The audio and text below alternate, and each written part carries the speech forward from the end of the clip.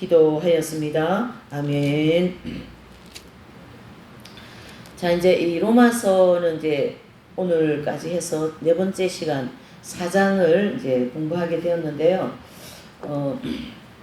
이제 4장에 이렇게 보시면 1절에서 25절까지의 내용이죠. 1절에서 25절까지. 그래서 이 1절에서 25절까지는 사도 바울이 무엇을 주제로 얘기하냐면요. 믿음의 법으로 의에 이를 수 있다. 그걸 얘기하고 있어요. 그러니까 어떤 내 의지라든가 또는 내 행위라든가 그러한 것으로 의롭게 되는 것이 아닙니다.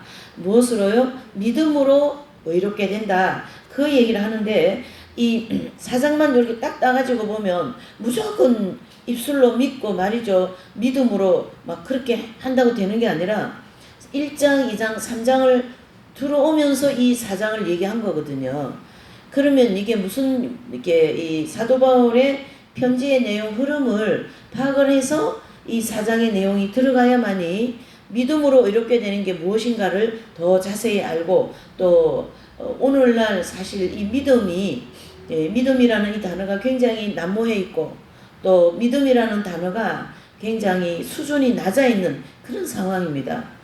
뭐 도덕적으로나 어떤 그런 삶도 제대로 안 되면서 믿음으로 천국 간다, 의롭게 된다, 믿었기 때문에 된다, 뭐 이런 어떤 억지적인 내지는 뭐 이렇게 너무 막 이렇게 억지로 하는 그런 게 굉장히 많거든요. 특히 믿음이라는 주제 하에서 그런 어떤 뭐라 그럴까요? 좀 이렇게 좀 이렇게 인간적인 그런 믿음이 굉장히 많아요. 근데 여기 4장에서 얘기하는 이 믿음은 뒤에 보면 믿음의 법이라는 얘기를 가지고 있지 않습니까? 이렇게 믿음의 법으로 의에 이룰 수 있다. 그 얘기거든요. 그래서 토탈에서 무슨 얘기냐면 인간의 행위라든가 내가 좀 의로웠기 때문에 내가 뭔가를 많이 헌신했기 때문에 큰 사역을 했기 때문에 뭔가 내가 도덕적으로 잘 살기 때문에 의롭게 되는 게 아니다. 그래서 여기서 오늘 이 4장의 주제를 이해를 잘해야 돼요.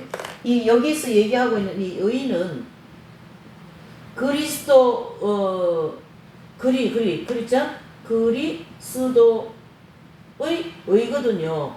그러니까 이 말을 다르게 풀면 예수님의 의다 이렇게 봐야 되는 거거든요. 이 의는. 자, 이 예수님의 의는 우리가 핵심 진리 입문에서 많이 공부한 것처럼 예수님의 모든 인격을 닮아야만이 예수님의 의에 들어갈 수 있다. 이렇게 얘기가 돼야 돼요. 왜 그러냐면 인간적인 어떤 그런 행위로 가지고는 안 된다고 사도 바울이 1장, 2장, 3장에서 계속 얘기를 하시고 그리고 4장에 와서는 그것이 아닌 믿음으로 된다라는 것을 확실하게 지금 이제 못을 박으려고 하는 거거든요. 그러니까 이 믿음으로 의롭게 되는 것은 그리스도 의에 들어가야 된다. 이게 3장에서 얘기했어요. 로마서 3장에서 그리스도 의라는 단어를 쓰시면서 그리스도 의에 들어가야 된다. 이 말이 바로 다른 말로 하면은 예수님의 의에 들어가야 된다. 좀 더 우리가 알아듣기 쉽게 얘기하려고 그러면은 하나님의 형상이 회복되는 대로 들어가야만이 의롭게 되는 것이다. 이렇게 우리가 이제 정리를 해야 됩니다.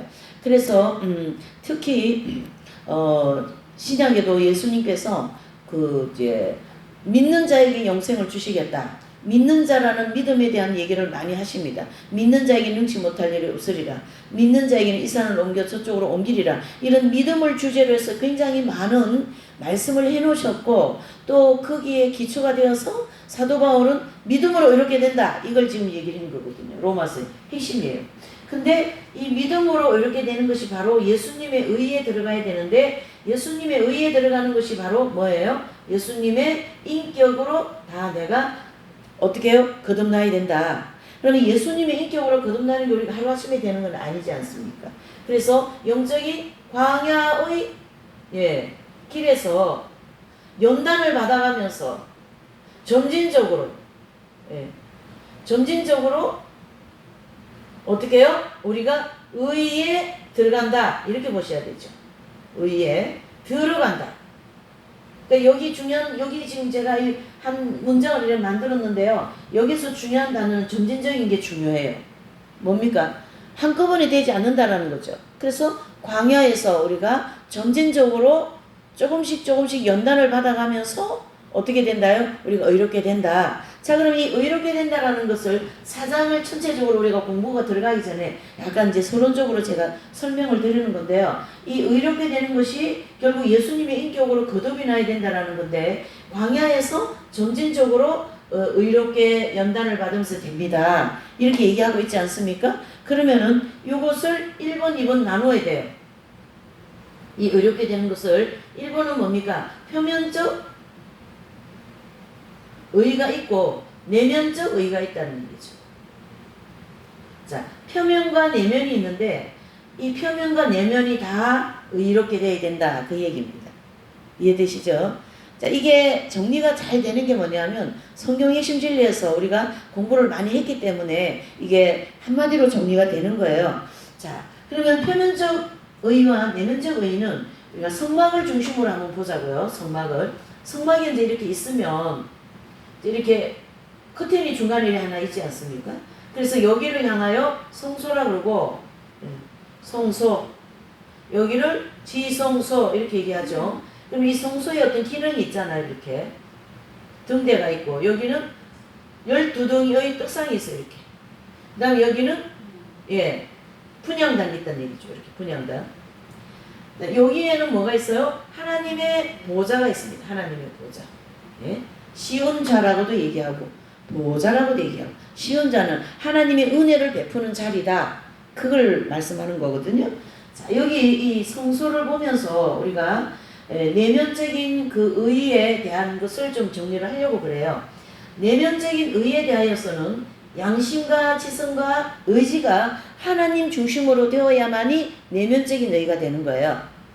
그래서 이 성막 안에 보면 성소 부분에 세 가지의 기능, 즉 양심이죠. 이것이 양심, 등대가 양심이잖아요. 그 다음에 떡상은 지식이잖아요. 지식, 그렇죠? 그 다음에 이 분향단은 우리의 의지라는 거죠. 그렇죠? 그래서 이 양심과 지식, 지성과 의지와 여기에 하나 더 플러스하면 감정이라는 게 있다는 거예요. 감정. 그래서 이 감정은 제가 이 성막 공부하면서 설명을 하긴 했지만 이 공간이 지금 내 마음의 공간이라고 생각해봐요. 성소 부분이란 마음의 부분이 성소 부분입니다. 마음의 부분이라고 하는 이 성소 부분에 감정은 어떤 입장이냐면 이제 여기에 연기가 있어요. 연기가 있는데 이 연기는 가만히 한 자리 있지 않는 거예요. 이렇게 우리가 자리에 앉아 있는 것처럼. 이 연기는 저기 구석에 갔다가 이쪽으로 갔다 저쪽으로 갔다 이렇게 움직이는 거예요. 이게 무슨 얘기냐면 우리 감정이 언제나 일정하지가 않습니다. 일관성이 없는 게 감정이에요. 그렇죠? 그래서 그 감정이 굉장히 사람을 어렵게 만드는 아주 교묘한 기간 중에 하나는 이 감정이. 내가 기분이 좋고 내 마음이 좋으면 내 마음에 환경과 사랑과 사건과 일과 모든 것이 내 마음에 맞으면 이 감정이 굉장히 충만해져요. 근데 이 환경과 사랑과 사건과 일과 모든 것이 내 마음에 맞지 않으니 감정이 굉장히 격해진다. 이런 단어를 쓰지 않습니까? 이게 감정의 기복이 심하다고 이런 얘기도 하죠. 이런 것들이 다 자리를 제대로 잡아야만이 내면적인 뭐가 됩니까? 정화가 되고 내면적인 의에 들어간다. 자, 이 내면을 다루는 단계이면 이미 이 사람은 행실적으로는 어느 정도 도덕적인 게 있어요. 그러나 하나님께서 다루고자 하는 핵심적인 거는 너의 속을 내가 보겠다 이런 뜻 아니겠어요? 그래서 하나님은 언제든지 우리 인간을 보실 때 그 중심을 보시지. 그러니까 이 중심을 보시는 하나님께서 어떻게 보셔야 됩니까? 중심을 보시는 하나님께서 영적으로 의리든 영적으로 성장했든 관계없어요. 어떤 일을 할 때, 어떤 마음을 먹을 때, 어떤 생각을 할 때 그 생각이, 마음이, 일이, 사건이 하나님 중심으로 생각을 하는가, 아니면은 자아중심적인 감정, 육적인 감정, 인본적인 생각 그런 것으로 하는가, 그것을 하나님은 지금 보시겠다는 얘기예요. 그래서 우리가 로마서 4장에 들어가기 전에 믿음의 법으로 의에 이를 수 있다는 것은 이런 사전 정리가 되고 들어가야만이 사장에서 얘기하는 이 믿음의 법으로 의에 들어갈 수 있다라는 말씀이 정말로 제대로 주옥 같은 말씀이 되는 거예요. 왜 이게 정리가 안 되면 안 되냐면요. 요즘에는 지금 이제 우리가 이 뭐 한국 교회도 그렇고 전 세계적으로 보면 그리스도인이라고 한다 하면서 너무 이런 내면적인 처리가 안 됐거든요. 그래서 제가 이제 그 잔노 기용 부인이라는 책이 있어요. 잔노 기용 부인이 그 책을 보면 책 이름은 순전한 사랑인데요. 거기 128쪽인가 이렇게 보면 이분이 이제 엄청난 불같은 연단을 통하여 자기 표면적인 처리와 내면적인 처리를 아주 철저하게 이 광야의 연단 받아가면서 그렇게 읽거든요. 그러면서 이 광야 연단을 받으면서 점진적으로 이분이 이런 다양한 경험을 통하여 시어머니라든가 또 그 집은 되게 부자였어요. 그래서 그 하녀, 시어머니, 병약한 남편, 또 자녀의 그 막 아픔, 또 자신의 어떤 그런 가지고 있는 어떤 여러 가지 그런 처리되어야 될 정리가 되어야 될 그 인격, 내면 이런 많은 문제점을 안고 이분이 이제 출애굽을 했지 않습니까? 그러면서 이 광야를 점진적으로 가면서 이제 그런 문제를 처리해 나가는데요. 이게 마지막으로 처리된 내용이 거기 정확하게 기록되어 있어요. 자기의 마음에 이 경험이 자기의 마음속에 전혀 이 마음에 전혀 내 자아가 개입되지 않았다 이런 말을 쓰고 있어요. 뭐가요? 내 마음 안에 지금 내 자아가 계속 여기 광야에서 오면서 자신의 그 자아 때문에 엄청 고통을 많이 받았거든요. 그럼 경험을 하면서 자아를 깨트리고 또 깨트리고 그렇게 하는데 그것이 전혀 내 마음속에 내 자아가 개입되지 않는다. 이 얘기를 하고 있어요. 이건 바로 뭐냐면 이분이 광야의 연단을 다 받고 영적으로 합일되어진 상태를 그렇게 표현한 거예요. 그러니까 내 안에서 지금 그리스도의 생명이 활동을 하시니까 이거는 합일된 경제 얘기합니다. 그러니까 자기 자아가 전혀 여기 개입이 되지 않더라는 거예요. 이게 경험적인 거거든요.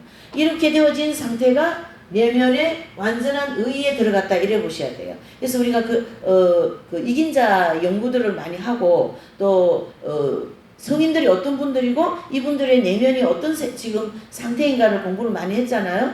그러니까 이분들은 결국 이런 양심이 백초까지 밝아지고 지성이 밝은 빛된 진리로 전부 다 정리가 되어 있고 그 다음에 의지는 하나님께 언제든지 코람되어 되어 있다는 얘기. 하나님께만 언제나 의지가 가가 있어요. 그러니까 이러한 내면이 바로 그리스도 의에 들어온 내면이다. 이래 볼 수가 있는 거죠. 그죠?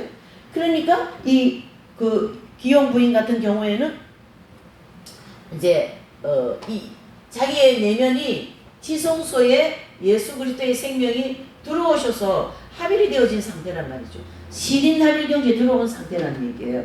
이 상태에 자기가 탁 되고 나니까 어떤 내가 신인 합일 경지에 들어왔다 이런 단어를 안 쓰고 내 안에 내 의지가 전혀 개입되지 않는다. 얼마나 정확하게 얘기합니까? 이게 바로 광야에서 연단을 받으면서 점진적으로 체계적인 연단을 받으면서 자기 내면을 닦아서 그리스도 의에 들어간 상태를 가르치게 하는데요. 제가 이제 강의를 하다 보면 이런저런 좀 영감이 또 떠오르기도 하잖아요. 그래서 시편을 한번 보실까요? 시편 133편 한번 보실까요? 네. 다윗도 이 성경에 나와 있는 인물들이 거의 이긴 자들이 많지 않습니까? 근데 다윗이 정확하게 이 얘기를 해주고 있어요. 시편 133편입니다. 네. 그리고 이 이긴 자 경지, 즉 내면이 그리스도 의에 완전히 들어간 거에 대한 지식이라든가 경험이 안 된 사람은 이 시편 133편에 대한 얘기를 정확하게 정리하지를 못합니다. 자, 한번 읽어보시죠. 우리 세 절이니까 다 같이 또박또박 읽어보시죠. 시작.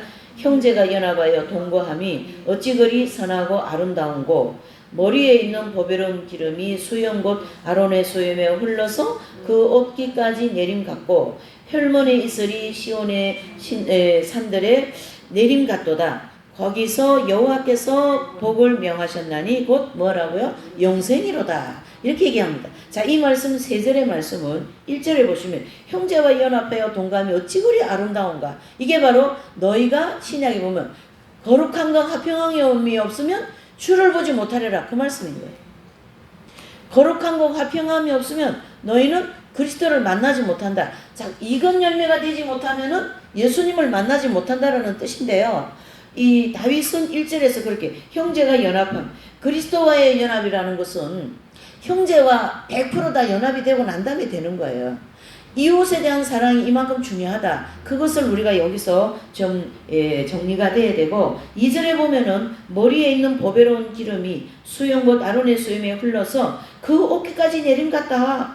머리에 있는 보배로운 기름, 이게 바로 이 다윗이 자기의 영의 지성소에 예수님의 생명이 할일되어져서 그 미간을 통하여서 그리스도의 생명이라고는 폭포수가 계속 유입되지 않습니까? 그 경험을 이렇게 표현한 거예요. 예. 그리고 그 선생님, K 선생님 같은 경우에도 이 경험을 하신 분이잖아요. 그러니까 어때요?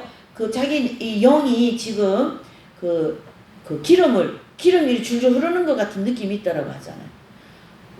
저는 그 경험을 안 했기 때문에 많이 여쭤봤어요. 많이 질문했어요. 어떻게 그 폭포수가 막 쏟아지고 지금 생명이 합일되어진 계신 상태인데 경험이 어떤 경험입니까? 이렇게 여쭤보면 기름이 이렇게 줄줄 흘러내리는 것 같은 느낌이 있다라는 거예요. 기름이. 예. 그래서 우리가 성령님을 기름 부으십니다 이렇게도 표현하지 않습니까? 그런 기름 부음이 이렇게 합일이 되는 상태에서 일어났다 이런 얘기를 하는 거죠. 그 다음에 이제 그 3절에 보면 혈문이 있으리 시온의 산들에 내림 같도다. 거기서 여호와께서 복을 명하셨나니 곧 영생이로다. 그래서요. 자, 혈문이 있을 다윗은 어느 나라 사람입니까? 한국 사람? 이스라엘 사람이잖아요. 그 이스라엘의 혈몬산, 우리가 이스라엘 갔을 때 폭포수 막 내려오고 물이 막 계속 그 폭포수를 중심으로 그 산이 고지가 엄청 높아요. 그 높은 산에서부터 그 폭포수가요 막 쫙쫙 내려오거든요. 그런데 그 폭포수가요, 잘 들으셔야 돼요. 폭포수가 계속 그 물줄기를 해가지고 내려오면서 또 쫙 내려와가지고 밑에까지 쫙 그 줄기를 해가지고 이스라엘 전 지역에 그 물이 다 공급되는 그런 풍성한 폭포수거든요. 혈문산에서 흘러내리는 물이요. 제가 그 기억나요. 그러니까 다윗이 그 혈문산에서 흘러내리는 그 물이 귀한 나라에서 거기만 물이 풍풍 내려오는 거예요. 그러니까 그 물이 전 이스라엘 백성들, 이스라엘 나라에 물이 공급되는 그 줄기거든요. 물이 얼마나 귀합니까? 그래서 다윗이 그 혈문산에서 폭포수같이 흘러내리는 그 물을 비유해서 내 영혼에 지금 뭐가 흘러내린다요? 폭포수 같은, 혈문산에서 흘러내리는 폭포수 같은 그 생수의 강이 흘러넘친다 이 뜻이에요. 네. 생수가 흘러넘친다. 그걸 얘기하고 있는 거예요. 이 생수의 강이 흘러넘친다 이 얘기는 중국의 선교사 허더슨 테일러도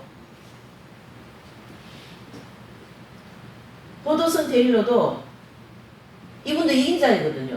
자신이 어떤 경험을 하냐면 자신에 대해서 뭘 얘기하냐면요. 지금 내 뱃속에는 자기 뱃속에서 뭐냐면 양자강이 흘러넘치는 것처럼 물이 막 쫙쫙 들어오고 있다라는 거예요. 중국에서 가장 강이 크고 물이 많은 강이 양자강이래요. 그런 강물이 막 자기 뱃속에서 막 쫙쫙 흘러넘친다라는 거예요. 이게 지금 이긴 자들이 얘기하는 이 내용들이 다 일치하고 있습니다. 이 찬도 기용 부인 이분도 자기 영혼의 폭포수라는 책을 썼지 않습니까? 왜 이런 경험을 하기 때문에 합일되고 난 다음에 그래서 시편 42장 보실래요? 42장 정확하게 다윗은 이긴 자다 이래 볼 수가 있는 거죠. 42장 6절을 보실래요? 42장 전체는 이긴 자가에 들어간 상태에서 먼저 사슴이 시냇물 찾듯 찾기에 갈급한 내용을 찾기에 갈급합니다. 이렇게 하면서 먼저 6절을 보실까요? 시작. 내 하나님이여 내 영혼이 내 속에서 낭망이 되므로 내가 요단 땅과 헤르몬과 미살산에서 주를 기억하나이다. 7절요. 주의 폭포 소리에 깊은 바다가 서로 부르며 주의 파도와 물결이 나를 엄물하도소이다. 아멘. 폭포 소리. 그 다음에 혈문산. 이게 바로 아까 133편에서 얘기한 그 혈문산 흘러내리는 폭포수를 얘기하거든요. 그러니까 다윗이 지금 그 혈문산에 인용하면서 내 속에 그 혈문산에서 흘러내리는 폭포수가 지금 흘러내린다. 요것을 우리가 성경을 입증하자면 요한복음 7장에서 나오죠. 요한복음 7장. 요한복음 7장 이긴 자 경지에 들어가서 경험되는 내용을 계속 얘기하신 건데요. 그 7장에 보면은 내 배에서 생수의 강이 흘러넘치리라. 그 얘기를 지금 이렇게 경험하신 분들이 표현을 해주고 있다. 이래 볼 수가 있는 거죠. 내 배에서 생수의 강이 어떻게 해요? 강같이 흘러넘치리라. 그게 생수의 강과 같은 예수 그리스도의 생명수가 샤샥 들어오고 있다라는 거예요. 이 경지에 들어온 사람이 그리스도 의에 다 이루어진 분들이고, 이러한 분들을 가르쳐서 신부이고, 계시록 22장 17절에 말씀하는 성령과 신부가 말씀하기를 오라 하는도다. 듣는 자도 올 것이요. 뭐예요? 그렇게 오라 할 것이요. 해서 이긴 자 경지에 들어간 상태가 그리스도 의가 다 이루어진 분들이에요. 자, 그럼 그 외에는 그러면 어떡하라고? 그게 아니고요. 이 의에 대한 이해를 하기 위해서 이게 정확하게 정리하고 들어가야 사장에 대한 내용을 이해가 된다. 그리고 우리는 믿음으로, 이 광야에는 이제 믿음으로 이 그리스도 의에 들어가기 위해서 제가 이게 정리했잖아요. 광야 길에서 연단을 받으며 점진적으로 의에 들어간다. 아멘? 이렇게 되어 있는 거예요. 그러니까 이런 얘기를 제가 이제 하면 오해를 하면 안 되는 거예요. 그럼 우리는 그러면 뭐냐? 우리는 뭐 어떡하라고? 우리는 가는 중이고, 광야에 있는 성도들은 과정에 있고, 의에 들어간 분들은 이러한 경험을 하고 있다. 그걸 제가 정리를 하는 거거든요. 예. 그래서 시편 42편 이 흐르면산에서 흘러내리는 그 폭포와 같은 그 은혜. 그쵸? 그 다음에 133편, 시편 133편에서 얘기하는, 머리에 기름이 막, 보배로운 기름이 막, 아론의 곧 아론의 수염에 흘러 내려가고 어깨까지 쫙 내리는 것처럼 자기 속에 지금 이게 그 성령의 기름이 쭉 흘러내리는. 그러니까 선생님 같은 경우에는 저도 뭐 해보지는 않아가 잘 모르겠는데요. 많은 거품 모욕이 있대요. 거품 모욕이. 그럼 그 거품 모욕에 들어가면 엄청 푸근하고 부드럽답니다. 그와 같은 그 솜털 같은 그런 부드러움을 느낀대요. 그 합일되어진 상태에서 성령께서 그 기름이 흘러내릴 때. 그게 신비죠, 그죠? 네, 신비죠. 그래서 이 다윗은 그런 아론의 그 옷깃에서 흘러내리는 시온같이, 내지는 흘문산에서 흘러내리는 폭포수같이 내 속에 그렇게 흘러내리고 있다. 그러면서 마지막 말, 곧 그게 뭐라요? 영생이로다. 여러분, 영생이 뭡니까? 영생은 우리가 예수님을 믿고 주님이 반드시 나를 믿는 자는 영생을 주신다 했잖아요. 그 영생을 가르치게 하는데, 그 영생이 완성된 자들, 그렇죠? 이렇게 볼 수 있는.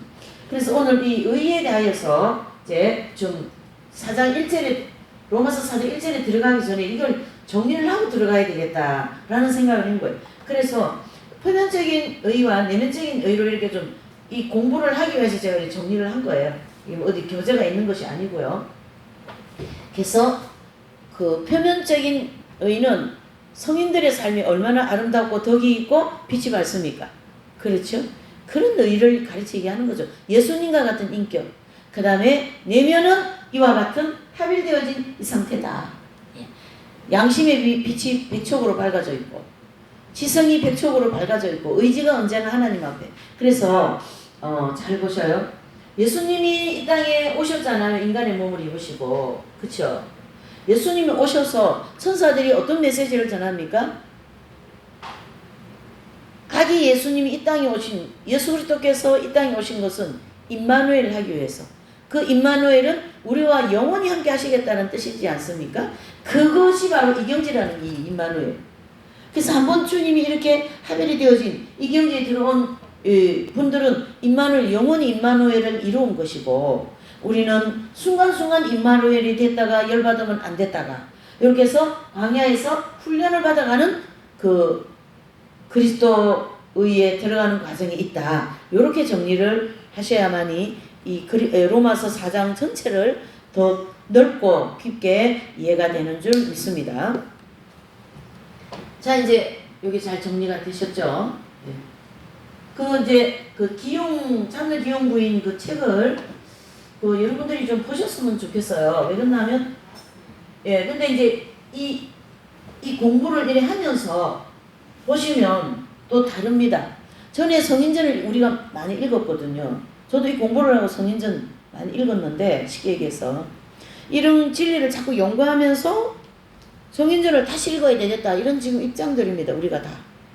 그때 읽을 때하고 지금하고 또 다르다. 그러면서 진리가 더 정리가 되는 거예요. 그래서 제가 4장 들어가기 전에 이런 기용 부인이라든가 호서슨 테일러라든가 또 그 이제 다윗이 이 경지에 들어간 시편 133편의 내용이라든가 또 K 선생님 경험이라든가 거기에서 마무리를 제가 뭘로 지었습니까? 요한복음 7장으로 지었죠. 그래서 요한복음 7장 안에 4배에서 생수의 강이 강같이 흘러넘치리라 하는 그 말씀을 이분들이 이렇게 경험을 한 겁니다. 그리고 사도 바울은 로마서 8장 1, 2절에서 죄와 사망의 법에서 해방되었다, 그 얘기를 하시고, 이제 이 4장에서는 그거를 쭉 설명해 나가겠다, 이렇게 볼 수가 있는 거죠. 예.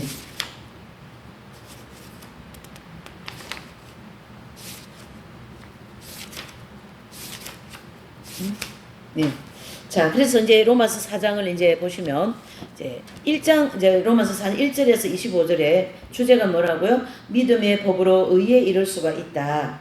그래서 사도 바울께서 3장까지 오랫동안 그 어떤 행위로는 의에 이룰 수가 없다라는 것을 분명하게 말씀했어요. 3장까지. 1장에는 막 인간의 죄에 대해서 디테일하게 얘기하시고 의인은 없나니 하나도 없다, 이런 식으로 1, 2장을 쭉 기록을 해줍니다. 인간의 어떤 그런 의인은 없나니 한 사람도 없다라는 거는 에덴 낙원에서 아담과 하와의 후손은 전부 다 의인이 없다, 이런 뜻이거든요. 그러나 이쪽으로 건너와야죠.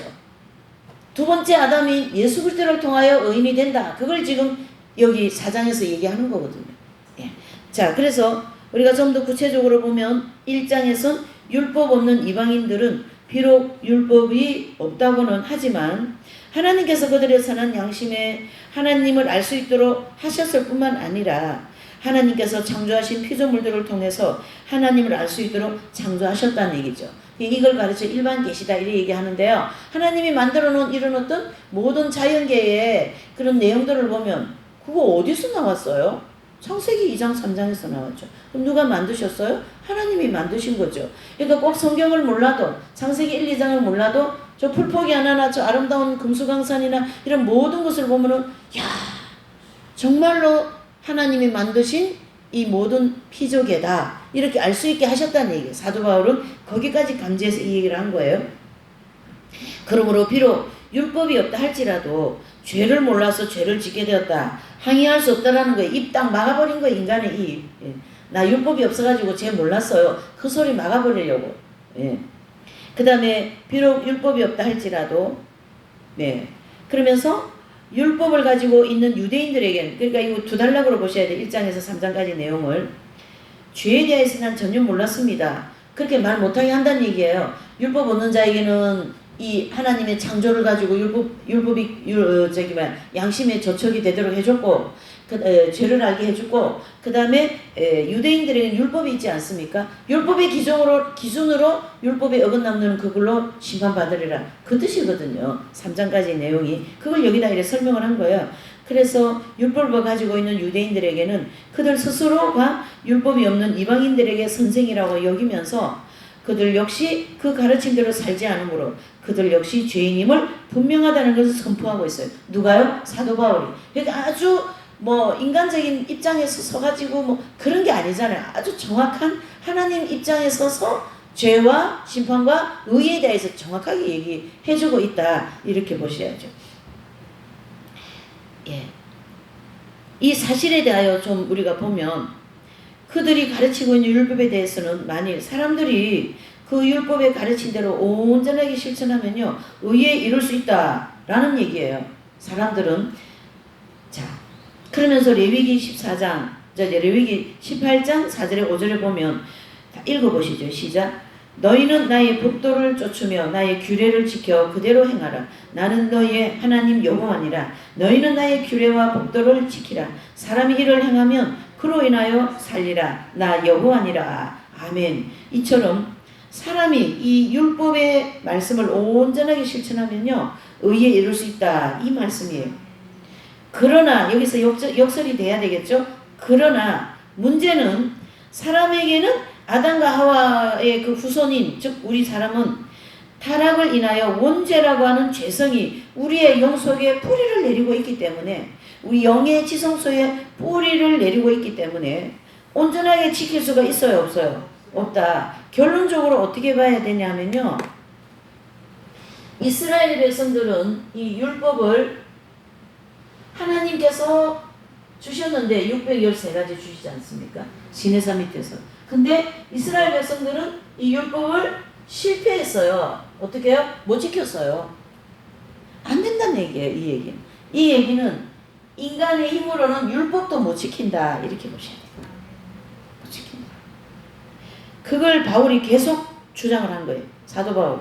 인간의 힘으로는 아무것도 할 수 없다. 요거를 신학자들은 인간은 전적인 타락, 전적인 부패라는 결론을 내려놓고 이제 우리가 본 거죠. 안 된다는 거예요. 인간의 힘으로는 안 된다. 그래서 우리가 뭐 안 되는 일 있죠. 내면이 다뤄지지 않고 내가 내면 때문에 힘들고 내가 여러 가지 힘들고 그러면 그 문제를 놓고 기도도 많이 하지만 우리가 첫 번째 기도해야 될 게 아버지 은혜를 주십시오. 이 문제를 이길 수 있는 은혜를 주십시오. 내 문제를 고칠 수 있는 은혜를 주십시오. 주님의 은혜로만 됩니다. 그것이 더 정석의 기도가 될 줄 믿습니다. 아버지 이 문제 해결해 주십시오. 이거 어쩌고 저쩌고 그렇게 하면요. 어떤 데일밴드식이 돼요. 문제는 해결되지만 내 자신은 아직 안 고쳐졌거든요. 그럼 그 다음 가면 또 그 문제 생겨요. 그렇기 때문에 하나님께서 우리가 이게 이제 이 좀 더 성숙되어진 기도는 이 문제를 해결할 수 있는 그런 기도가 아니라 문제를 잘 이길 수 있고 이 문제를 통하여 내가 변화될 수 있는 은혜를 그런 기도를 하나님 엄청 기뻐하셔요.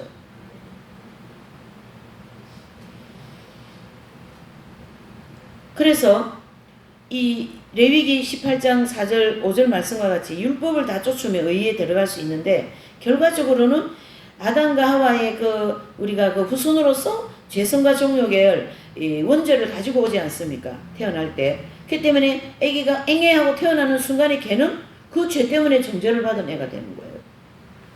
그러면서 어떻게 해요? 예수님을 믿으면 이제 걔는 구원을 받는 거고 끝까지 그 일생 전체가 뭐 80년, 100년 동안 살아도 안 믿으면은 그 죄 때문에 지옥을 가는 거예요.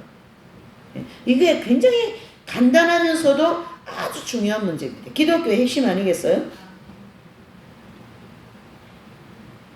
비록 행실로 죄를 짓지 않는다 할지라도 내면에서 짓는 죄도 행실로 짓는 죄와 똑같은 죄로 여기고 또 결국 마음으로 짓는 죄가 반드시 심판을 받을 수밖에 없다 이런 뜻입니다. 그래서 제가 이 4장 들어가기 전에 좀 전에 서론 부분을 했죠. 내면의 의와 표면적인 의를 같이 이루어야 된다. 내면의 의는 뭡니까? 원죄 문제 즉 우리 영의 지성소에 아담과 하와로부터 물려받은 그 죄 문제가 해결되는 즉 영적 할례 그 할례를 받음으로 완전한 의에 들어갑니다. 그 할례를 받음으로 완전한 영생에 들어갑니다. 이렇게 볼 수가 있는 거죠. 진리는 언제나 사방팔동 다 뚫혀 있어요. 진리가 가다가 막히죠. 진리를 제대로 접목 해석을 못한 거예요. 예, 성경은요 언제든지 보면요 저는 그걸 되게 많이 느낍니다. 어느 한 주제를 가지고 이렇게 우리가 이제 이렇게 나가면요 거기에 따라붙는 말씀이 굉장히 많습니다. 그러면 그게 전부 다 사방팔동 다 뚫혀요. 길이 막히는 길이 없어요. 교통 정리될 게 없습니다. 그래서 말씀으로 말씀을 푼다 이런 얘기도 있지 않습니까? 근데 잘 풀어야지.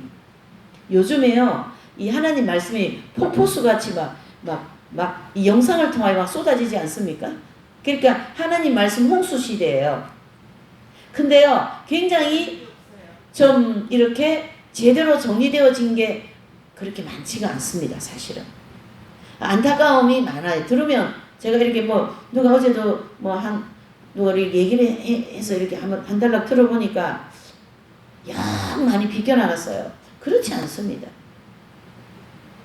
거기서 얘기하는 것처럼 그렇지 않습니다. 지금 또 이스라엘이 저렇게 전쟁을 하고 하니까 그게 또 한일의 조약이 되는 거 아니냐 이러는데 아닙니다, 여러분. 그래서 굉장히 지금 이 하나님의 역사가 없이는 이런 걸 교정 볼 수가 없는 게 뭐냐면 모든 사람들이 자기중심적으로 이 성경을 해석을 해서 막 선포해놨기 때문에 그 듣는 사람들 내지는 그런 거로 정리가 되어지는 분들은요, 하나님의 어떤 강력한 역사 속에서 그게 해결되지 않으면 틀린 거를 맞다고 가면서 아주 오판이 많이 나올 거예요, 앞으로. 지금도 많이 나오고 있지 않습니까? 한 가지 예를 들어서 얘기할게요. 천국이 이렇게 피라미드 형태로 되어 있지 않습니까? 그렇죠? 1층천, 2층천, 3층천으로 이렇게 나눠져 있다는 거예요. 이게 다 영적 성장으로 이제 연결이 되는데, 요 3층천을 가르쳐서 계시록에서 얘기하는 새 예루살렘 성이거든요. 요 새 예루살렘 성은 천국 전체가 아니란 말이에요. 천국 전체에서 수도, 가장 뛰어난 도시, 가장 아름다운 도시다. 이래 보셔야 되는 거예요. 근데 기존에는 이걸 천국 전체를 그냥 한 뭉탱이로 보는 거예요. 새하늘과 새 땅. 그렇지 않습니다. 이게 영적 성장과 이 땅에서 이 사람이 얼마나 의롭게 되었는가. 첫 번째 연단을 마치고 의롭게 된 사람이 있고, 두 번째 연단을 마치고 의롭게 된 사람이 있고, 세 번째 연단을 마치고 완전한 의에 된 사람이 있다라는 거예요. 그럼 요거를 성막을 중심으로 해서 이렇게 볼 때에 성령님이 이제 이렇게 딱 들어오시지 않습니까? 처음에 성소에 들어오시지 않습니까? 그렇죠? 그러면 성령님이 들어오셔가지고 이 영혼을 연단을 시키면서 성령님이 이 영혼을 이제 점령해서 들어가신다 이렇게 보죠. 요만큼 들어오셔. 여기서 돌아가신 사람, 여기서 돌아가신 사람, 여기에 들어오셔가 돌아가신 사람, 열 볼 수가 있는 거거든요. 그러면은 그 사람이 이 땅에 있으면서 요만큼 연단받아서 요만큼만 깨끗하게 되어서 돌아가시면 요만큼만 이분은 거룩한 거예요. 그래서 하나님에 대해서 요만큼밖에 몰라요. 그래서 1층천. 두 번째 연단을 통과해서 들어오면 요만큼 이분이 성화되었어. 이만큼. 굉장히 많이 성화된 청년의 단계죠. 우리 성장론 아니까. 그러나 이러한 분들은 2층천. 이렇게 들어가요. 그래서 우리가 계시록 12장을 보면 그 여자가 해를 입은 여자의 그 내용을 보면 해는 하나님이시잖아요. 해는요. 그렇죠? 여기에 태양이신 예수 그리스도 하나님이시잖아요. 그러면 이 천국 안에서도 하나님이 1층천과 2층천에 있는 성도들 하나님이 뭐같이요? 달과 같이 성장을 요만큼만 했기 때문에 하나님이 그만큼 밖에 모르는 거예요. 그러나 3층천으로 들어간 새 예루살렘 성으로 들어간 이분들은 하나님을 태양같이 보이는, 그래서 그 여자가 태양을 입고 있는 것처럼 해를 입고 있는 것처럼 그렇게 현상이 보인 거예요. 바울 요한에게. 그러니까 지금 계시록 4장에 나오는 믿음의 의에, 이 의를 가지고 어디까지 왔어요? 계시록까지 왔지 않습니까? 하나님의 말씀은 막힘이 없습니다. 다 일관성이 있다는 일관성이 그렇죠. 이렇게. 근데 지금 기존에는 이게 그냥 한 통으로 이렇게 되어 있어가지고 천국 가는 모든 사람이 다 새 예루살렘으로 들어가는 것으로 되어 있기 때문에 맞아요, 틀려요? 틀리죠. 왜요?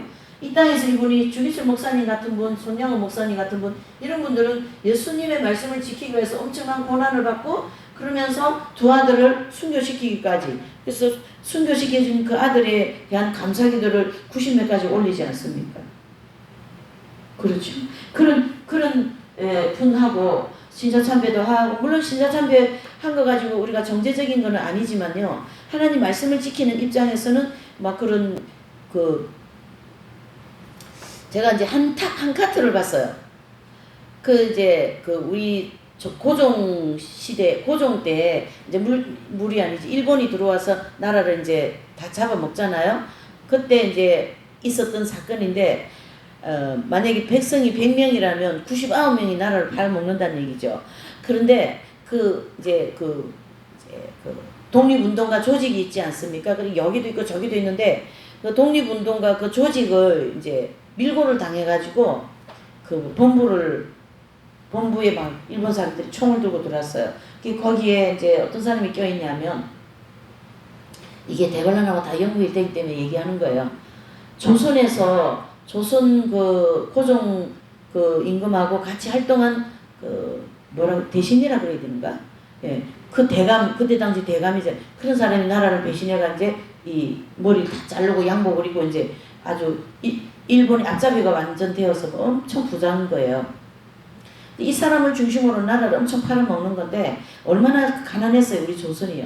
그러니까 독립운동가 뭐 이런 사람도 한 사람씩 신고해주면 밀고해주면 금덩어리 하나씩 던져주는 거예요. 그게 고장면인 거예요. 그 독립운동가 그 본부를 밀고를 해버린 거예요. 근데 그 밀고 한 사람이 가장 가까이 있는 사람. 그럼 몰랐어요. 그 독립운동가 그 팀은 누가 밀고를 했는지 모르는데 이제 자리를 막 이제 도망을 가고 막 이렇게 해서 하는데 이제 그 여자 한 분이 거기 남아가 있게 돼가지고 이제 총살을 당하는 그러니까 일본 군대한테 총을 맞고 막 그러고 있는데 거기다가 금덩어리 하나 딱 던지는 거예요.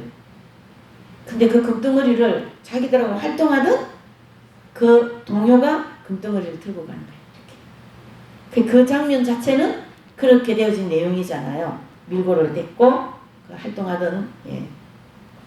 대환란 때도 우리가 적그리스도에게 우리를 넘겨줄 자들은 결국 불신자들도 있겠지만 내 옆에 있는 동료가 될 수 있다라는 거예요. 그래서 그 덕에 또 순교도 하기도 하고요. 뭐 두려워할 건 없습니다.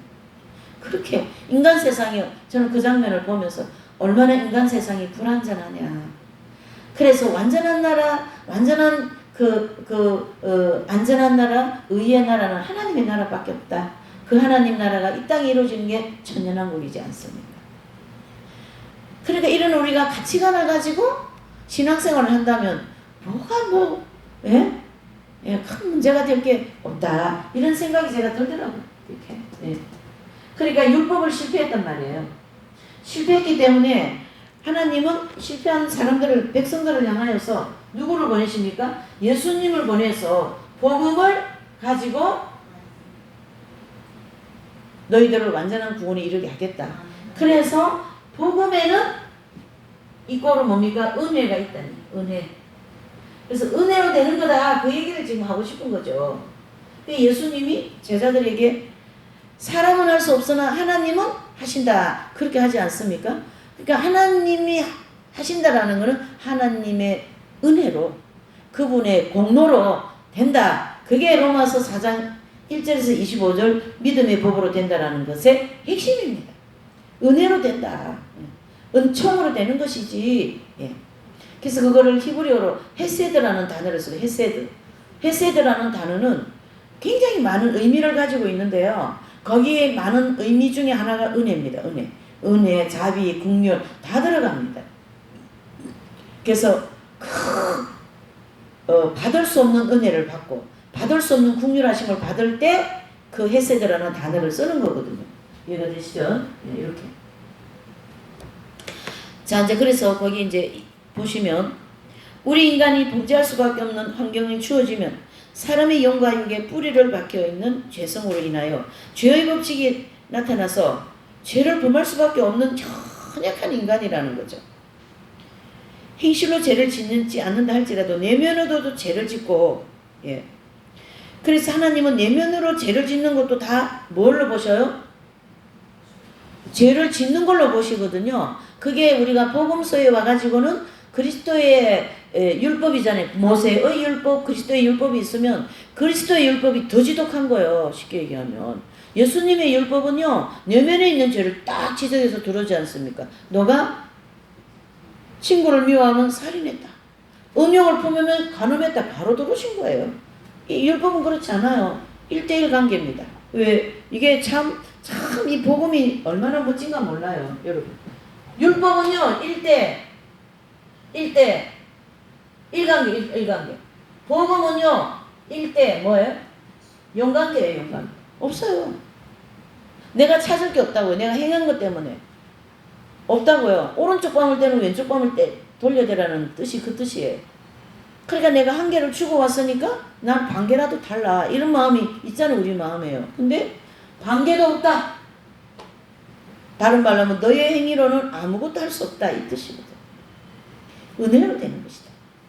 어찌 우리가 복음의 말씀을 지킬 수 있어요? 율법도 안 되는데.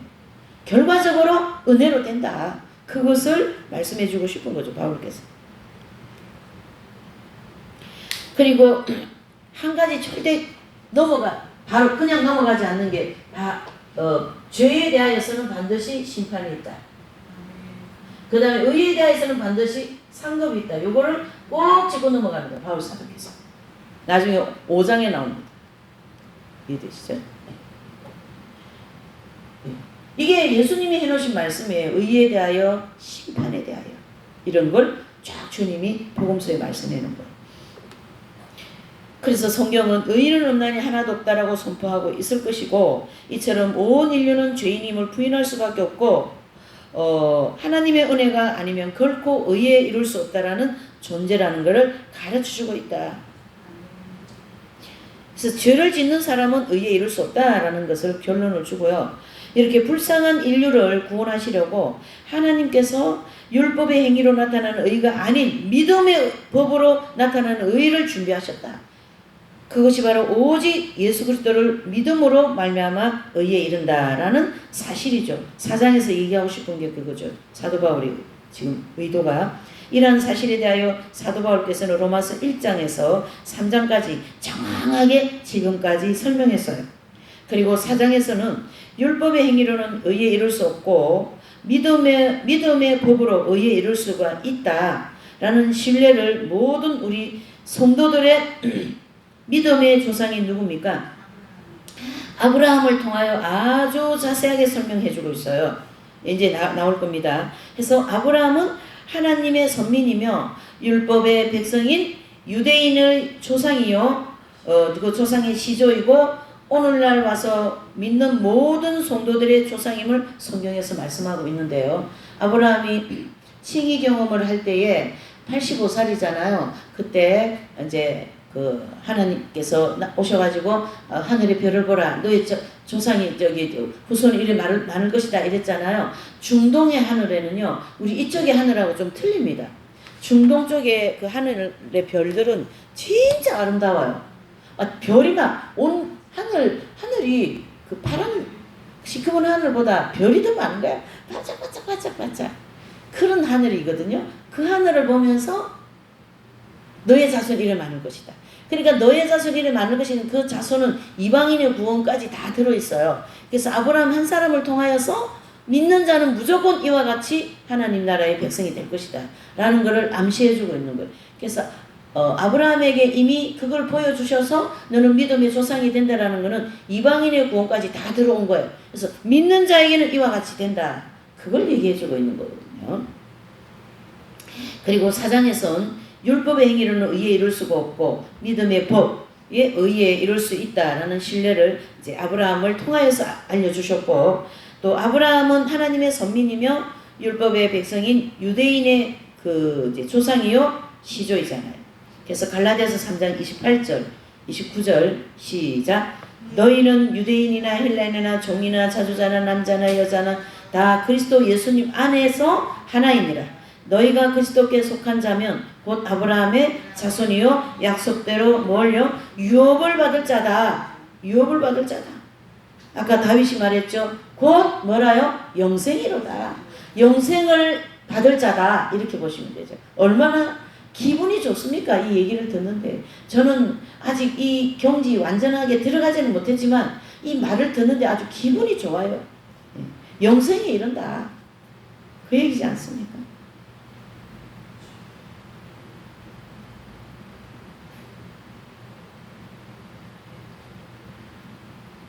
그러니까 우리도 아브라함과 같이 믿고 가면 아브라함이 다 저기 조상이 따라간 거예요, 우리도. 그러니까 만민 구원의 이게 이제 우리가 보면요, 구약은 이스라엘 백성 중심이고 신약은 이 만민 구원의 말씀 중심으로 이렇게 정리를 해놨지만, 구약을 엄밀하게 보면은요, 이미 구약부터 만민 구원의 메시지를 주고 있어요, 하나님께서. 그렇지. 예. 그래서 거기에 딱 종지부를 찍는 게 아브라함을 중심으로 이렇게 하겠다, 그 뜻이거든요. 그 전에 노아 방주 시대, 또 이제 그 노아 전 시대에 그런 하나님의 사람들이 있지 않았습니까? 다. 그렇지만은 그 종지부를 찍는 데가 어디입니까? 아브라함을 통하여 믿는 자에게는 뭐 이방인이든 누구든지 다 구원하겠어, 그 뜻이거든요. 예. 그러니 얼마나 하나님의 말씀이 폭이 넓고 깊고 이 하시는 그 일이, 우리가 어떻게 그 하나님이 하시는 일을 다 감지할 수 있습니까? 몰라요. 다만 믿음으로 아브라함의 관계를 가게 되면 이 믿음의 법에서 의롭게 된다, 그거 말씀을 믿고 가면 된다. 얼마나 희망적이요. 사도 바울은 아브라함의 믿음의 법으로 의에 이르렀다는 사실에 대해서 4장에서 세 단락으로 말씀하고 있어요. 자, 네 단락. 4장 1절에서 자, 1절에서 8절까지는 아브라함이 의롭다 하심에 이런 것은 행위에 있지 않다. 1절에서 8절까지는 그걸 열심히 말씀해 주고 있고요. 9절에서 12절은요, 할례도 있지 않고 그랬어요. 그 다음에 13절에서 16절에 보면요, 율법에도 있지 않다. 그러면 어디에 있습니까? 하니까 17절에서 25절은 오직 믿음에 있다, 그걸 얘기해 주고 있지 않습니까? 그러니까 여기 보시면 유대인들이요, 아브라함 하면 껍벅 넘어가지 않습니까? 할례 하면 이 유대인들은 껍벅 넘어갑니다. 할례, 저 할례 받지 않는 저 뭡니까? 개돼지 이래보거든요. 자기들은 할례 받았기 때문에 의롭고, 이방인들은 할례를 받지 않기 때문에 할례 받지 않는 인간들아, 이래 된 거거든요. 근데 사도 바울이 이걸 또 엎어버리네. 그게 사도 바울은 핍박받을 수밖에 없는 거예요. 왜? 유대인들한테 대접 못 받아요, 이런 소리 하니까. 아까 여러분들도 이 공부를 하셔가지고 그렇게 뭐 이런저런 얘기를 하면 뭐 잘못된 것 같다니, 그런 소리 당연히 듣는 거예요. 괜찮아요. 들으면 어때요? 내가 뭐 그것도 아니잖아. 여기 지금 사도 바울이 할례도 있지 않다 그러면 유대인들한테 돌팔매 맞아서 죽어요. 유대인들은요, 할례 받은 게 아주 최고거든요. 몸에 할례 받은 거. 나면서 8일 만에 할례 받는 거 있잖아요. 그게 최고거든요. 그래서 그거를 사도 바울이 엎어버립니다. 그게 또 있지 않다, 구원에는. 그러니까 사도 바울 참 용기 있지 않으면 그런 말씀 하기가 어려워요.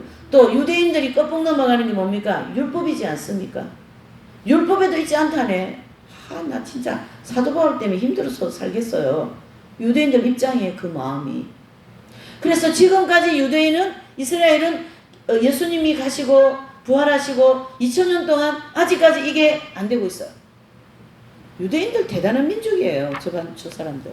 그 대단한 민족성을 알고 있어요, 하나님이. 그래서 그 민족을 선택하셨고, 인류 역사 속에서 그 민족을 통하여서 구원의 기준을 만들어 놓겠다. 그게 바로 율법과 믿음과 율법과 할례예요. 그 기준을 딱 해놨어요. 그래서 오직 뭐예요? 아브라함처럼 믿는 자에게만 의에 들어간다, 그 뜻이거든요.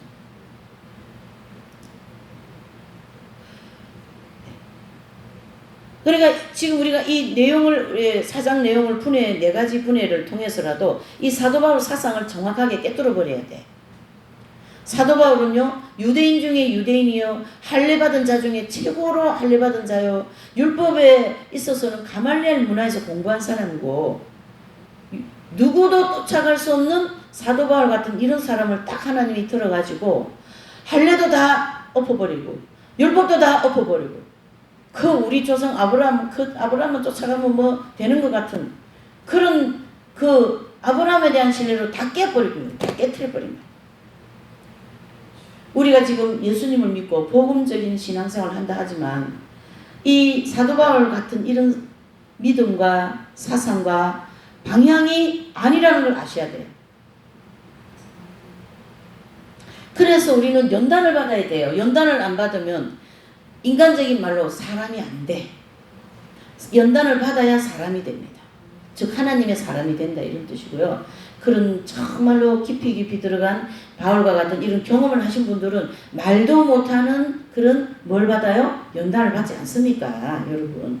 자, 이 네 가지 단락으로 해볼 수가 있고요. 첫 번째, 아브라함의 어렵다 하심을 즉 의인이 된 것은 행위에 있지 않다라는 사실에 대하여 이제 말씀하고 있는데요. 그게 1절에서 8절이죠. 아브라함이 어렵다 하심에 이런 것은 행위에 있지 않고 해서 1절을 읽어보시죠. 로마서 1절을 읽어보시죠. 이제 좀 성경 좀 펴보세요. 로마서 1장.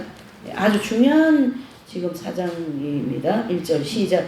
그런저 육신으로 우리 조상된 아브라함이 무엇을 얻었다 하리요? 그랬어. 자, 이 말씀을 그대로 해석을 하면요. 사람이 의에 이르는 것이 율법의 행위에 있지 않고 오직 예수 그리스도를 믿는 믿음의 법으로만 있다. 그래서 예수 그리스도를 알지 못하면 우리 조상 아브라함은 어떻게 해서 어렵다 하심을 받게 되었는가? 이런 질문이 나와야죠.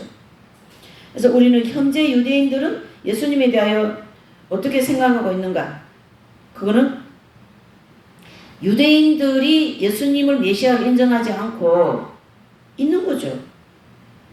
그 내용이 여기 이제 좀 어떤 요 내용 주제를 1절 주제를 이해하기 위하여서 어떤 신문에 나온 내용을 여기다가 이제 좀 이렇게 인용을 한 건데요. 거기 보시니까 유대인들은 왜 예수님을 못 믿는가? 라는 제목으로 이제 어떤 교회 이제 교수님이라는 분이 이제 이거를 정리를 한 건데요. 그 교수라는 분은 삼위일체론에 대한 철저한 부정과 예수 그리스도에 대한 믿음을 곧 우상숭배다 이런 얘기를 했다는 얘기예요. 저도 이 내용 보고 깜짝 놀랐어요. 아니 그래도 신학교에서 가르치는 교수라는 사람이 이게 말이 되는가 이런 생각을 할 정도예요. 그래서 우리가 신학도 잘해야 되고 신학교도 잘 가야 되고 공부도 잘해야 돼요.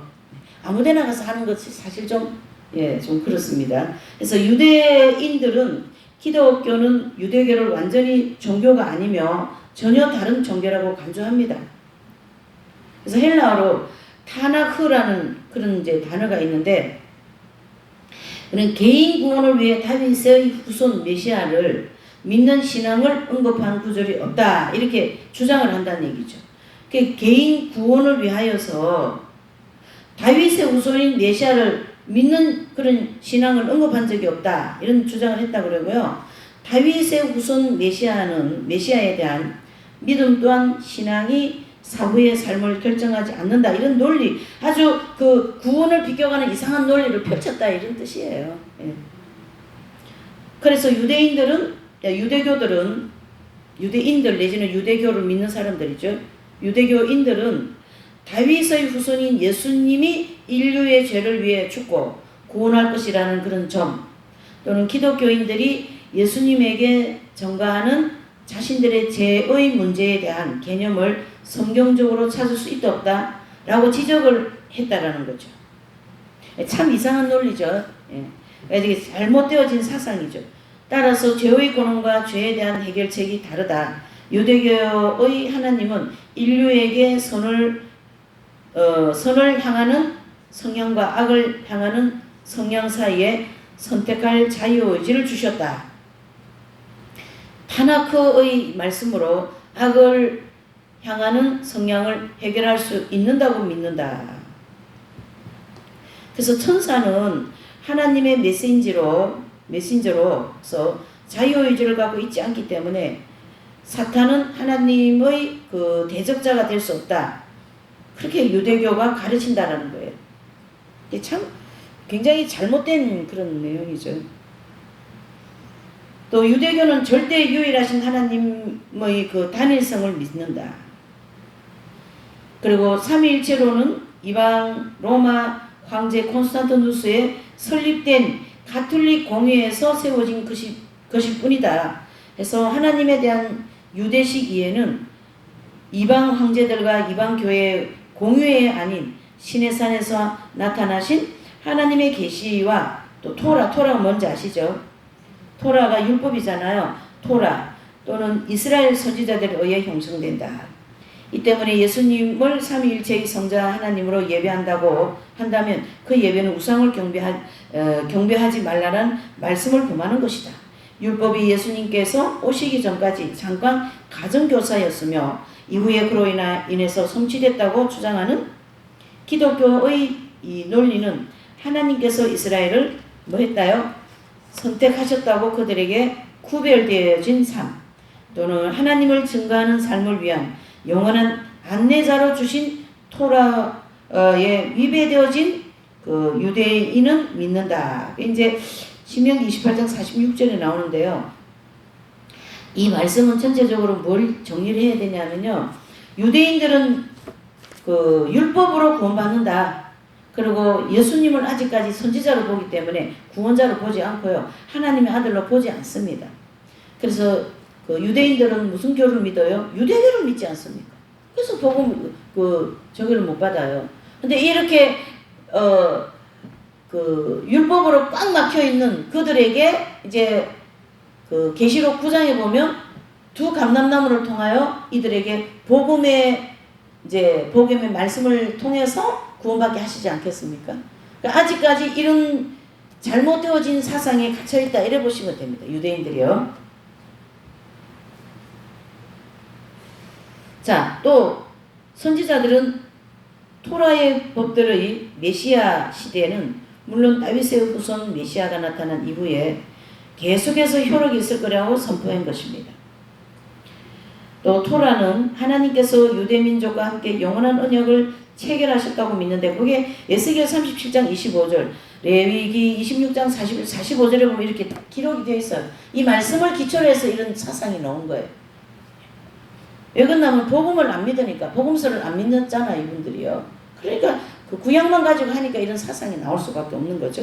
기독교인들이 예레미야 31장 31절 34절에 보면 하나님이 이스라엘과 언약을 끝내시고 이방 기독교인들이 새 언약으로 대체했다고 주장하는 대체 신학을 반대한다. 유대인들은 이 구절은 이스라엘 집 및 유다의 집과 연관되어 있는 것이지 이방인 또는 기독교인들과 관계가 없다고 주장한다. 네, 이것이 지금 이제 내용이 1절의 내용을 가지고 조금 이렇게 정리한 건데요. 결과적으로 이 내용은 뭐냐면요. 유대인들 입장에서는 유대교에서 구원이 있다. 그걸 얘기하고 율법으로 구원받는다. 이렇게 얘기하고 또 우리 이방인 입장에는 율법으로 구원이 없다라고 사도 바울이 결론을 내리지 않습니까? 그리고 뭐예요? 예수 그리스도를 통하여 구원이 있다. 그걸 얘기한 거거든요. 그러니까 유대인들이 구원을 받을 수 없는 게 예수님을 못 받아들이는 거죠. 예수님을 선지자로만 알아듣는 거예요. 그래서 예수님에 대해서 엄청 이분들이 배척해요. 배척. 고개를 쩔레쩔레 흔들어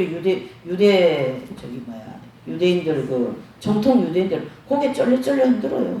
그러니까 아직까지 그분들은 까만 모자 까만 옷을 입고 다니고 초상난 거죠. 이게 언제 풀립니까? 계시록 9장 즉 7년 대환란 전성년 반에 가서 풀리는 거거든요. 참 오래도 가죠. 그러니까 하나님이 유대인들을 로마서 11장 25절 26절의 말씀같이 유대인들을 이미 묶어놓고 이방인의 구원의 역사를 지금까지 이끌어오신 거거든요. 이걸 이방인의 구원도 이제 끝나면 그 구원의 역사가 이스라엘에게로 넘어가는 이런 역사가 일어난다. 그거를 우리가 1절을 마무리를 해줄 수가 있고요. 2절을 보시겠어요? 시작. 만일 아브라함의 행위로서 의롭다 하심을 얻었으면 자랑할 것이 있으려니와 하나님 앞에서는 있다 없다예요? 없다. 아브라함의 자신은 선한 행실로 의에 이르렀다면 스스로가 나아가서 사람들에게 자신의 그 선행에 대해서 자랑할 수 있을 거예요. 아브라함이 참 행위에 대해서 참 사람들한테 알려야 될 행위가 얼마나 많습니까? 그렇죠? 갈대아 우르를 떠나라 했을 때 또 떠나지요. 또 이삭을 바치라 할 때 또 바치죠. 아브라함의 행위를 누가 쫓아갑니까? 자식을 바쳤는데. 그런데 그 행위로는 아니다. 그걸 계속 얘기해주고 있어요. 그래서 스스로 의인이 되었으나 얼마나 자랑스럽겠냐마는 하나님 앞에서는 조금도 그것이 자랑할 것이 안 된다. 그래서 조상의 타락으로 인하여 원죄를 가지고 태어난 아브라함의 자신이 의로운 행위로 결코 의인이 될 수 없다라는 걸 하나님께서는 너무나 잘 아시기 때문에 그래서 하나님의 은혜가 아니면 결코 의에 이를 수 없다라는 걸 하나님께서 우리에게 말씀하고 있는 거죠. 그래서 하나님 앞에는 있다 없다라는 이전의 말씀을 결론 짓는데요. 여기서 우리가 조금 이제 우리하고 좀 적용이 돼야 되겠죠. 뭐 이거 뭐 유대인 유대인에게만 적용하면 조금 막연하게 될 수 있어요. 아브라함의 행위가 굉장한데도 하나님은 아브라함의 행위를 아브라함의 행위를 하나님 앞에서는 아무것도 아니다 이래 얘기하죠. 그러면 어떻게 해야 됩니까? 이 엄청난 행위도 하나님 앞에 자랑할 것이 없다 그러는데 어떻게 해야 돼요? 반드시 믿음 안에서 하나님의 은혜로 행한 것만 행위만 하나님 앞에서 나타낼 수 있다. 이게 우리가 상급받는 진리를 보면요. 요 행위 자체가 상급이 되는 행위가 있고, 그렇죠? 상급이 되지 않는 나무, 그렇죠? 뭐 집이라든가 또 풀이라든가 상급이 되는 거는 금, 은, 보석 이렇게 되는 거죠. 자, 이게 뭘 얘기합니까? 이 행위는 나무나 풀이나 집 같은 행위로는 의에 들어갈 수가 없다. 바로 인간의 욕망과 죄와 그런 것에 지배를 받으면서 하나님 앞에 드려진 11조, 드려진 현신, 드려진 모든 것은 다 나무나 풀과 집 같으니 어떻게 그게 하나님 나라 들어가죠? 오히려 회개거리죠. 그러니까 금이나 은이나 보석까지 행한 요 상급되는 요구만은 의에 들어갈 수 있는 행위다. 이렇게 정리를 해야 되는 거예요. 그래서 오른손에 하는 일이 왼손이 모르게 하는 입장이 되는 거죠. 그래서 오늘 이전의 말씀도 우리에게 접목이 되려면 요거 상급받는 진리가 꼭 나와야 돼요. 우리에게 접목이 되려면. 내 행위가 상급이 되는 행위가 아닌가. 그러면은 다른 말로 하면 2절의 말씀을 하면 내 행위가 하나님 앞에 의롭다함을 인정받을 수 있는 행위인가 아닌가 이거를 정리를 해야 되는 거죠. 이해되시죠? 이런 것이 세부적으로 될 때에 그분의 의에 들어갈 수 있도록 된다 이런 얘기입니다. 자 3절입니다. 시작. 성경이 무엇을 말하느냐. 아브라함이 하나님을 믿음에 이것이 저에게 의로 여기신 바 되었느니라 그랬습니다. 창세기 15장 6절에 보면요. 그걸 인용한 겁니다. 아브라함이 여호와를 믿으니 여호와께서 그를 의로 여겨주셨다. 자, 우리는 이 상황을 좀 더 잘 알아야 돼요. 하나님께서 아브라함의 믿음을 칭찬하신 것에 대해서 우리가 이해를 해야 되는데요. 아브라함이 갈대아 우르에 있던 아브라함에게 하나님께서 나타나셔가지고 아브라함을 그 후사가 태어나지 않아 고민하고 있을 때 하나님께서 아브라함에게 나타나셔가지고 어떻게 해요? 창세기 12장 3절에 보면 여호와께서 아브라함에게 너는 본토 친척 아벨의 집을 떠나 내게 지시할 땅으로 가라. 내가 너로 큰 민족을 이루고 내게 복을 주어 내 이름이 창대케 하리니 너는 복의 근원이 될지라. 너를 축복하는 자에게 내가 복을 내리고 너를 저주하는 자에게 내가 저주하리니 땅의 모든 족속이 너를 인하여 복을 얻을 것이라. 이렇게 엄청난 약속의 축복을 했습니다. 그래서 한 명도 아니고 큰 민족을 주시겠다고 약속한 거죠. 또 복에 대해서는 어떻게 해요? 아브라함의 복의 근원이 된다. 그런 말씀을 이 놀라운 약속을 해주고 있습니다. 이러한 복을 약속받음에도 떠나지 않았다면 그것은 이상한 것이죠. 그래서 모든 것을 정리하고 갈대아 우르로 출발해서 가나안 땅으로 왔습니다. 자, 이제 여기서 참 또 재밌는 사건을 만나지 않아요? 그렇게 축복하시겠다고 엄청 무슨 뭐 축복을 막 뻥튀기식으로 이렇게 해시고 그래서 집을 떠났잖아요. 근데 떠나서 갔는데 보니까 거기가 어디예요? 가나안 땅. 갔는데 큰 가뭄이 생기지 않습니까? 막 흉년이 들어가지고 그걸로 인해서 그 아브라함이 이제 그 아내까지 이제 빼앗기는 그 애굽으로 이제 가게 되는 거예요. 그런 막 곤욕을 치르는 거죠. 또 하나뿐인 그 조카로 또 막 휘어지는 아픔을 겪어야 되고 주변 나라에 전쟁이 일어나서 막 조카롯이 포로로 끌려가기도 하고 아브라함의 여정이 이런 일이 다 있었던 거예요. 광야에서. 그 다음에 이제 막 롯의 소식을 들은 아브라함이 318명을 데리고 동맹한 그 아넬과 에스골과 그 다음에 함께 그 야밤에 막 이렇게 게릴라전으로 급습을 했어요. 그래가지고 롯과 모든 그 일행을 찾아오는 일도 있고요. 그런데 문제는 급속으로 인하여 전쟁에서 승리했지만 굉장히 불안했습니다. 왜냐하면요, 그들은 굉장히 강대한 나라였기 때문에 자신은 한 부족에 불과하잖아요. 이 아브라함이 무슨 힘이 있어요? 한 부족이라도 뭐 식구 얼마나 되겠어요? 자기는 자식도 없고 조카롯 있고 그렇잖아요. 아내 있고 뭐. 만약에 그들이 어떤 정렬을 군대를 정렬해가지고 다시 쳐들어오면은 이거는 뭐 그래서 벌벌 떨면서 정정건강하고 있을 때인데 이때 하나님께서 탁 나타나셨어요. 아브라함이. 예, 아브라함의 형편이 이렇게 지금 불안전한데 하나님이 그때 딱 나타나신 거죠. 이게 하나님 하시는 일입니다. 그것도 10년 만에 하나님께서 나타나셨어요. 아브라함 입장에서는 굉장히 하나님을 원망하고 막 이런 상황이지만은, 예. 그런데 창세기 15장 3절에 보면, 그쵸? 별과 같이 많은 자손들을 주시겠다고 이렇게 이제 약속을 하는데, 또 아브라함 이분 참 단순하고 순수한 사람 같아요. 아브라함 갈대우라를 떠나라 그래서 떠났는데 애굽에 가가지고 또 막 아내 빼앗기고 엄청 고통을 받았는데 그게 이제 1달러 끝나고 나서 또 하나님이 나타나셔가지고 너 자손 그렇게 많을 거야. 그러니까 그걸 또 믿어버리네. 하나님께서 참 이 아브라함을 보면 그러니까 하나님이 선택한 아브라함이니까 오죽이나 바탕이 좋겠습니까? 마음밭이.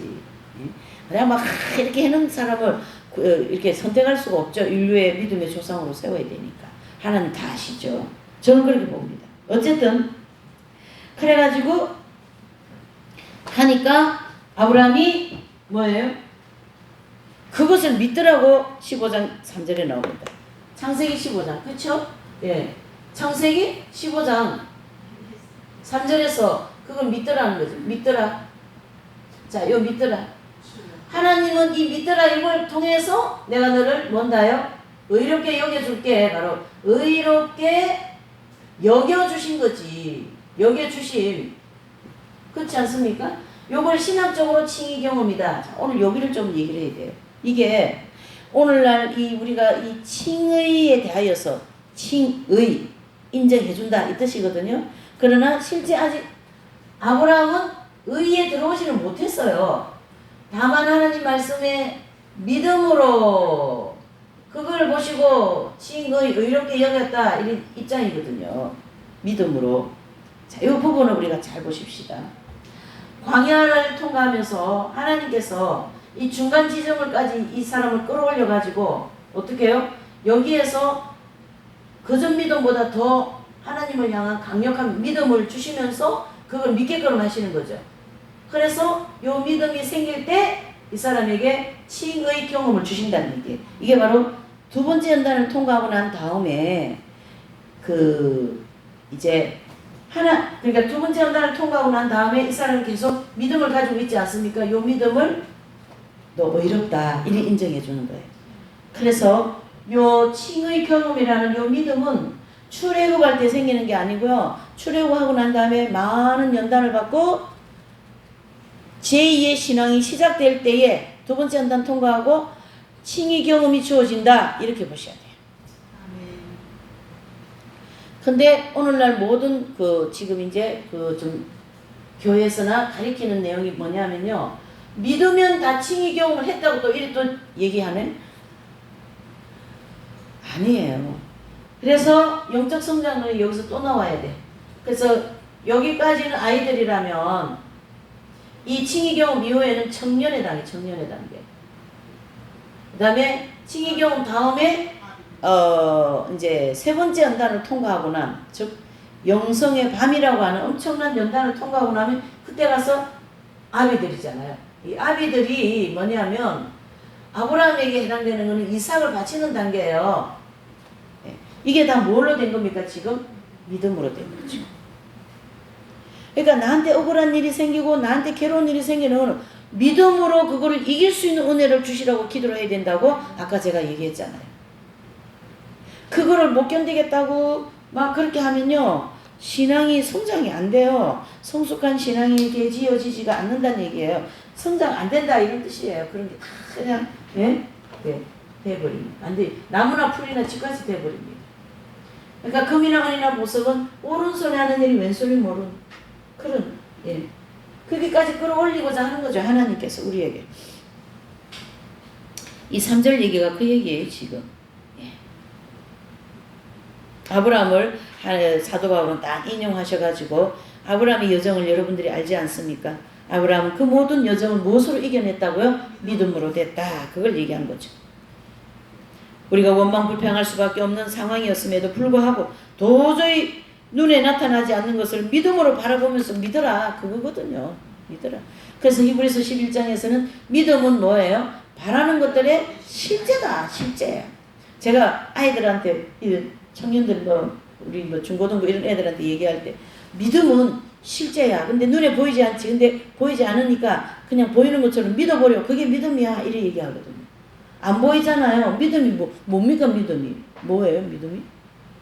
안 보여요. 그러나 믿어요. 그게 믿음이다. 기독교 이게 믿음 종교예요. 믿음으로 구원받는다는 뜻이에요. 이게 지금. 자, 바랄 수 없는 것들을 우리는 바라면서 믿으라. 그 행실로 의로워서 의롭다함을 여긴 받는 것이 아니라 바랄 수 없는 중에도 바라고 믿은 그 아브라함을 믿음을 보시고 하나님께서 그의 믿음으로 의를 여기 주셨다. 그게 바로 칭의 경험. 여기에서 우리가 칭의 경험에 대해서 정리를 하셔야 돼요. 제가 어떤 그 설교 같은 것도 들으니까 우리가 다 칭의 경험을 받았으니까 의롭게 되었다. 이렇게 얘기하더라고요. 야, 진짜 얼마나 이게 지금 내용이 이게 정말로 이게 아닌 게 많아요, 여러분. 많습니다. 그러므로 우리는 여기서 다시 정리를 해야 될 게 뭐냐면요. 사도 바울께서 죄인들이 하나님으로부터 의인이라고 인정받게 되는 것은 자신의 의로운 행실 때문에가 아니라 오직 예수 그리스도를 믿는 믿음으로 말미암은 믿음의 법으로 인하여서만 의인이 된다라는 강조합니다. 자, 여기 이제 요 3절을 정리하면 되게 중요하기 때문에요. 아까 이제 제가 소두에 얘기할 때 완전히 믿음의 경지에 들어간 그런 장로 기용 부인이라든가 이제 허드슨 테일러 이런 분들에 대해서 제가 체험을 얘기했잖아요. 그러면 아직 이 경험, 칭의 경험은 거기까지 못 올라갔던 상황이거든요. 이 광야에 있는 우리들이 어떻게 가야만이 믿음으로 이렇게 되는가? 바로 상급받는 진리에서 우리가 정리를 해볼 수가 있는 거죠. 내 행위가 믿음으로 오른손이 하는 일이 왼손이 모르게 하는 것이 다 뭐가 됩니까? 의로운 행위다. 그걸 통해 내가 의롭게 영적으로 조금씩 성장해 나간다. 이렇게 봐야 돼요. 나무나 풀이나 집은 자기 욕망으로 자기 한 걸 다 내가 이 땅에서 차차 먹겠다는 이런 마음이 있잖아요. 교만하고 태만하고 아집하고 질투하고 음란하고 말이죠. 거짓되고 위선적이고.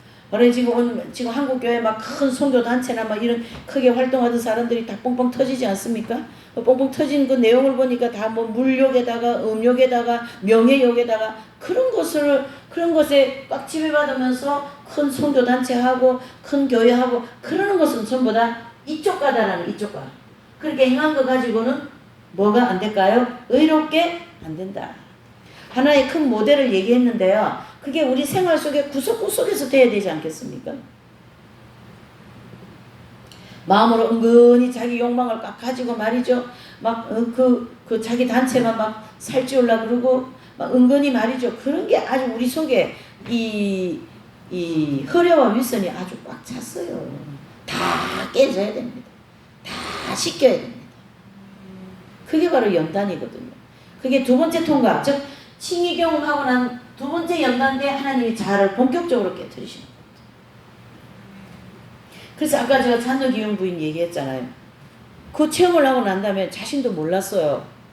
처음에는 잘 모른답니다. 자기가. 그 생명이 이렇게 합일되어진 줄 잘 모른대요. 근데 자기 내면에서 제가 지금 제 속에서 이거는 육적인 건데 막 이게 영과 육이 막 안에서 이게 언제나 싸우거든요. 근데요, 이 육이 강해가지고요, 육적인 걸 다 선택하고 그럽니다.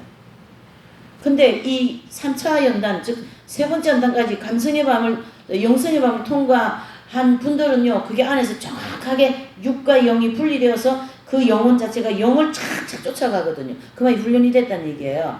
그때에 하나님이 죄악성이 전혀 움직이지 않으니까 죄악성을 뽑아내고 거다가 생명이 들어오시는 거거든요. 그러면 완전한 의인이 된 건데요. 그 의인이 될 그 경험을 생명이 꽉 그 영혼에 들어오셔서 채워질 때 그 상황은 잘 모르신대요, 자기가. 그 선생님도 그래 얘기하시더라고요. 처음에는 잘 몰랐대요. 그런 경험이 딱 될 때에. 근데 안에서 내가 이제 느끼는 거예요. 뭡니까? 자아가 내 안에서 전혀 개입이 안 되더라. 그전에는 하나님 뭐 거룩하게 살고 싶고 억울한 일 당하면 좀 견뎌보려면 막 이 자아가 막 안에서 야 억울하지 않냐 뭐 온갖 게 내 안에서 막 나를 갖다 괴롭히거든요. 근데 이 경험을 하고 난 기용 부인의 이 체험이 뭡니까? 고백이 자아가 전혀 나를 개입하지 않더라 이런 뜻이에요. 그게 바로 지성소의 생명이 들어오신 건데 우리가 이 과정에서 내 자아가 계속 내 모든 것을 괴롭히지 않습니까? 그걸 잘 견디고 나갈 때 자아가 깨어질 때 이건 내 거야 내 소유야 이렇게 뭐 물질만 가지고 얘기하는 게 아니에요. 여기서 얘기하는 그러니까 자기 성품 자기 성향 이 모든 것이 다 고쳐져야만이 의롭게 되는 거예요. 그러니까 쉬운 일은 아닙니다. 그래서 뭐예요? 좁은 길이라고 분명히 주님이 얘기하셨어요. 좁은 문과 좁은 길로 가라. 넓은 길은 멸망의 길이다. 이렇게 얘기하신 거거든요. 자, 그럼 이제 이 칭이 이 의롭게 여겨주신 85살이 경험한 게 뭔지 이제 아시겠죠? 그렇죠? 그리고 우리가 더 의에 들어가 그리스도 의에 들어가기 위해서는 연단을 받으면서 금과 은과 보석과 같은 행위를 가지고 나갈 때 그게 의인이 되는 과정이 되는 거다. 이렇게 보시면 되고요. 자, 그 다음에 이제 4절이죠? 예, 4절이죠? 예, 시작. 일하는 자에게 그 싹을 은혜로 여기지 아니하고 핏으로 여기거니와 그래서 사람이 의에 이르는 것이 행위가 아니라 오직 믿음으로만 되는데요. 이것이 바로 하나님의 전적인 은혜로서 그 품권의 예를 들어서 말씀했어요. 그래서 내가 이제 뭐 직장 일을 하고 해가 우리가 봉급을 받고 뭐 월급도 받고 막 그렇게 하지 않습니까? 예. 그런데 그거를 일상적인 고마움으로 느끼지만 그 사장님은 어떻게 해요? 자신에게 크게 은혜를 베풀어 주었다고 생각하겠느냐? 이게 어떤 한 직장인을 비유했는데 하나님 나 이거 큰일 했고 내 말이죠. 뭐 다 부모 자식 다 내던지고 주님 지금까지 왔습니다. 아 제가 어느 나를 그게 제 속에서 슥 올라오더라고요 세상에. 근데요 그게 뭐같이 느껴져 무슨 뱀 대가리 같이 느껴지더라고요. 그게요 속에서요 올라오려는 게 느껴지더라고요. 그동안은 그런 생각 전혀 안 했거든요. 제가 무슨 생각했냐면요. 그 생각이 떠오르지 않았어요. 내가 말이지, 응? 내가 말 이렇게 힘들게 살았는데 내가 말이지, 응? 그래도가 이제 이 문제야. 그래도가 문제야. 자, 여러분 잘 보셔요. 그래도가 문제예요. 그래도가 뭐냐면 그래도 내가 네? 결혼도 포기하고 부모 형제 다 버리고 내가 지금까지 왔는데 그래도 이제 이게 그래도 예. 이게 은근히 뭔가 연한 뭐 이렇게 뭔가 같이 느껴지려 그러더라고요. 그래도 지금까지 왔는데 내가 이렇게 그지같이 살면서도 지금까지 그래도 자기 의를 그게 바로 뭐냐면 뱀대가리 아닙니까? 육적인 거 욕망 자기가 행한 거에 대한 대가를 받으려고 하는 그런 이게 지금 4절에서 바친 거예요. 그 마음은 4절에서 뭡니까? 월급 주는 사람한테 당연히 나 당신 집에서 일해줬으니까 나 월급 주는 건 당연하지. 그래 예수님이 내 죄에 대해서 나를 갖다가 이제 예수님이 대가를 치르시고 십자가에서 내 죄가 이제 사해졌잖아요. 그런데 그걸 당연시 여기는 거야. 사도 바울이 그게 아니야 이렇게 지적한 거예요. 4절이에요. 그렇죠? 그러면서 너는 빚진 자야 이렇게 된 거예요.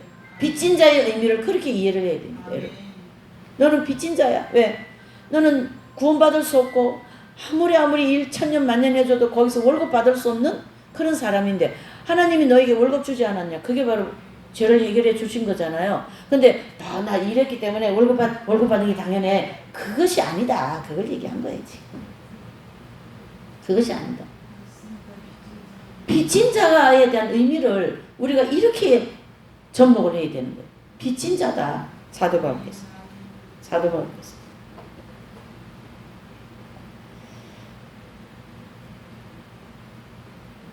그래서 마땅히 일했으니까 받아야 되는 것이지 그것을 은혜로 여기지 않는다라는 거죠. 즉 사장은 자신의 빚을 진 것이기 때문에 빚을 갚은 것이라고 여기면서 크게 고마움을 느끼지 않는다.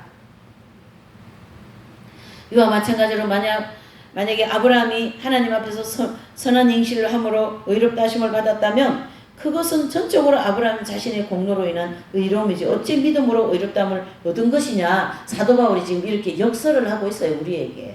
당대의 사람들 모든 로마서를 믿는 하나님의 백성들에게 이렇게 말씀하는. 그렇기 때문에 아브라함이 자신이 의인이 된 것에 대하여 하나님께 크게 감사하지도 않아도 된다. 왜냐하면 자신의 공로로 의로 여겼기 때문에. 이 말 됩니까? 안 되는 거죠. 안 되는 거죠. 자, 5절을 이제 연이어 봅니다. 시작. 이를 아니할지라도 경건치 아니한 자를 의롭다 하시는 이를 믿는 자에게 그의 믿음으로 의로 여기시나니. 그래서 아브라함의 의는 행위가 아닌 믿음으로 된 것이기 때문에 이것이 바로 전적인 하나님의 은혜다라는 걸 말씀해 주고 있습니다. 온 인류는 조상으로부터 물려받은 죄성으로 인하여 스스로는 결코 의롭다함을 받을 수가 없습니다. 그래서 죄를 지을 수밖에 없는 기회만 주어지면 여전히 범죄할 수밖에 없지 않습니까? 우리가 경건의 모양은 있지만 죄와 싸워서 결코 이길 수가 없는 그런 연약한 존재라는 거죠. 주일 예배하고 새벽 예배하고 뭐 공부하고 막 어떤 그런 나름대로의 신앙의 어떤 그런 어떤 그 조건을 가지고 있는다 할지라도 그걸로 의롭다 할 수 없다. 예, 없다. 그걸 얘기해주고 있는 거죠. 주님은 나에게 십자가를 지시고 내 죄를 사해 주셨지만 나는 뭐라 그래야 돼요? 부모 형제 처자 다 내려버리고 이제 부모도 다 내버리고 내 청춘을 여기다 다 바쳤다. 그러니까 나는 당연히 받을 거 받았다. 이렇게 나오면 그 자는 안 된다. 큰일 난다. 안 된다. 복음이 전혀 적용이 안 되는 그런 마음이라고 볼 수가 있는 거죠. 여기도 보시면 이를 아니할지라도 경건하지 아니한 자를 의롭다 하시는 이를 믿는 자에게 그의 믿음을 의로 여긴다. 과거의 두렵들은 우리가 한번 접목해 볼까요? 그 당시에 부자들은 큰 돈을 갖다가 헌금함에 넣고 또 막 좋고 흠도 없는 양도 갖다가 바치고 막 그러지 않습니까? 그런데 웬 가난한 가부 여인이 하나 와가지고 돈통에 돈 넣는 걸 본 거예요, 주님이. 근데 두렵돈을 딱 넣는 거예요. 자, 이 내용은 가보고 돈이 없기 때문에 돈 작게 넣었으니까 당연하다 이렇게 보시면 안 되고요. 그걸 하나님이 비유를 하시면서 너희가 돈을 많이 내어도 작게 내어도 하나님 앞에 드리는 거 있잖아. 그건 돈만이 아니라 제가 조금 전에 얘기한 것처럼 결혼도 포기하고 부모도 포기하고 지금까지 왔는데 그래도 응? 그게 다 들어가야 돼요. 거기에. 그러면은 투실투실한 양을 막 바쳤기 때문에 거기에 엄청 상급이 있고 그 의로운 행위고 그건 아니고 너가 가지고 있는 전 믿음 그 전체를 주님께 드리라 이 뜻이거든요. 그런데 돈도 많고 부자고 자기 여유 있는데 정욕적으로 열심히 입고 먹고 걸치고 막 그렇게 다니면서 하나님 거는 막 이렇게 해가지고 그거는 의로운 행위라고 할 수도 없지만 참 그거는 신앙생활에서 아주 그냥 하나님 것이 부끄러운 그런 행위죠. 그러면은 이 과거에 드렸던 우리가 어떻게 적용해야 되는가? 분명히 성경에는 믿음대로 하라 이런 얘기가 있거든요. 해놓고 시험 들면 안 되니까 너 믿음대로 해야 돼. 그러니까 어린아이 믿음이 있고 청년의 믿음이 있고 아비의 믿음이 있는데 그 믿음대로 하라 그 뜻이. 그러면 했으면 그거 가지고 더 이상 얘기하지 마. 그거거든요. 은근히 우리는 자기 해놓은 거가 말 많이 합니다. 안 알아주면 그것 때문에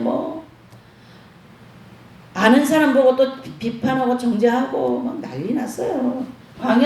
이 광야라는 이 틀 안에는 그런 게 있어요. 누구에게나 다 있습니다.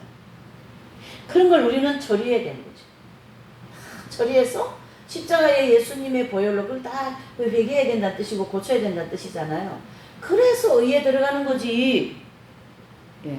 그러니까 주일 성수를 이 사람은 안 했기 때문에 주일 성수 잘하는 사람이 계속 여기다가 판단하는 거죠.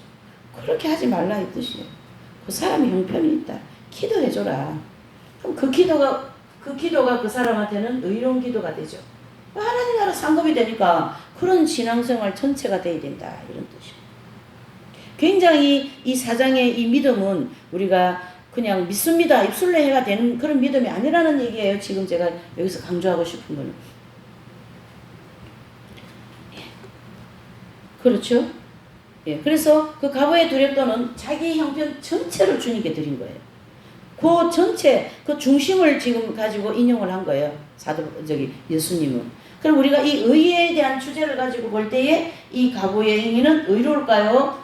자아중심이에요? 의로운 행위죠. 많이 냈어요? 조금 냈는데 또 의로운 행위라고 그러네. 그럼 어떻게 해요? 중심을 보시죠. 하나님. 중심을 보시고 예수님이 이렇게 얘기하신 거거든요. 우리의 모든 삶이 신앙이 큰 신앙이 되어야 된다. 그거를 지금 얘기하고 싶은 거죠.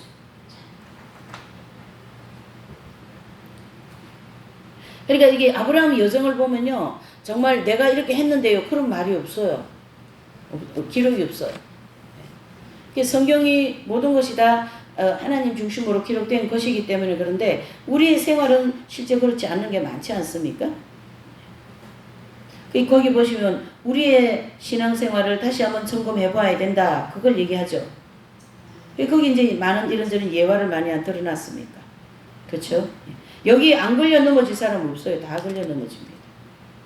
자, 그 다음에 아브라함의 신앙생활을 보시죠. 1번 뭐라고 되어 있어요? 갈대아 우르를 떠나라 말씀하시자 아브라함은 자신의 종과 조카 종 사이에 싸움이 벌어지자 모든 좋은 것을 조카에게 주고 척박한 곳을 선택하게 됩니다. 누가요? 아브라함은. 그 다음에 세 번째 보면 많은 고생을 하였음에도 불구하고 하나님께서 나타나셔서 후사에게 대하여 약속을 다짐하시자 또 믿어버렸어요. 창세기 15장. 그 다음에 네 번째로 전쟁에서 승리하고 돌아올 때도 소돔 왕이 노획물의 모든 것을 가지고 사람들만 돌려달라고 했을 때에도 아브라함은 무조건 없이 다 이렇게 돌려주었어요. 그래서 오직 모든 일에 전적으로 하나님만 신뢰하고 따랐던 것입니다. 이러한 아브라함이었기 때문에 하나님께서 그의 신앙에 대하여 합격 통지서를 보냈다. 그런 뜻이죠. 거기 인용 말씀이 14장 22절이에요. 로마서 14장 22절 시작. 내게 있는 믿음을 하나님 앞에서 스스로 가지고 있으라. 자기의 옳다 하는 바로 자기를 택하지 아니한 자는 복이 있다라고 말씀하셨고 고린도전서 10장 24절 누구든지 자기 유익을 굳지 않고 남의 유익을 구하라. 바로 이렇게 하는 분들이 좋은 신자가 될 수 있다라는 거죠. 6절입니다. 시작. 이런 것이 없이 하나님께 의로 여기심을 받는 사람의 행복에 대하여 다윗이 말한 바. 그렇죠?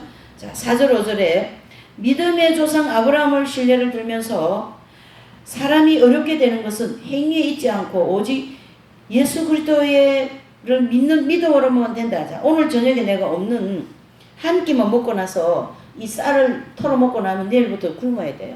자, 이게 대환란 가면 이런 일을 겪지 않겠어요? 그런데 지금 밖에서 막 형제가 두드려 빵을 달라고 그러니까 야고보서 나오지 않습니까? 행위에 대해서 야고보서 얘기하죠. 그래 막 배고픈 형제가 와서 밤에 빵 달라고 두드리는데 나중에 와 내일 와 그렇게 해야 되냐 아니면은 당장 빵을 줘야 되냐 그걸 지금 얘기한 거거든요. 그래 내일 아침에 먹을 게 없는데도 와서 달라고 하니까 줘야 돼요 말아야 돼. 이 말씀의 주제는 주어야 된다. 그게 믿음으로 하는 거. 내가 손해를 보더라도 그거를 나누어야만이 그게 믿음의 행위다. 그걸 얘기하는 거죠. 왜? 하나님이 채워주실 거니까.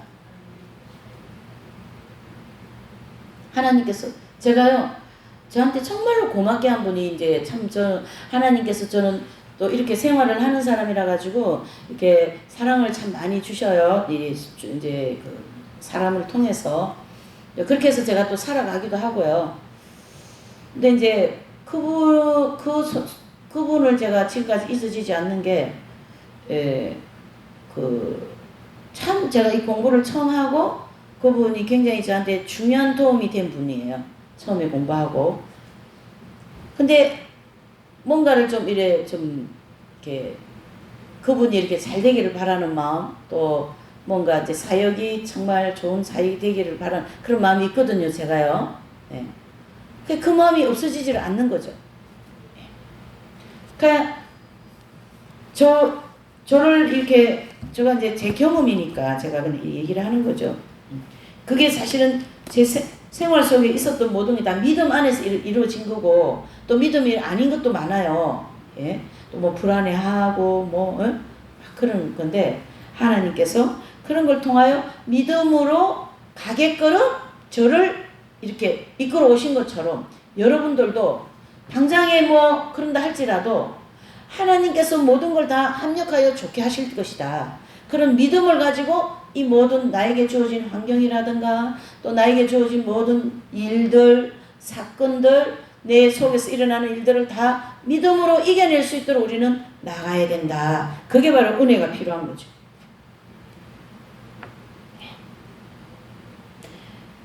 계속 여기서는 믿음으로만 된다. 그래서 4장 7절에서 8절은 시편 32편 1, 2절 인용한 것이죠. 자, 시편 32편 4장 7, 8절 읽어보시죠. 우리 로마서를 읽으면 됩니다. 7절 8절 시작. 그 불법을 사하심을 받고 그 죄를 가리우심을 받는 자는 복이 있고 주께서 그 죄를 인정치 아니하실 사람은 복이 있도다 함과 같으니라. 아멘. 그래서 여기서 말하는 이 불법이란 율법을 거역하는 것을 말하고 그것은 곧 죄를 짓는 행위다라는 거예요.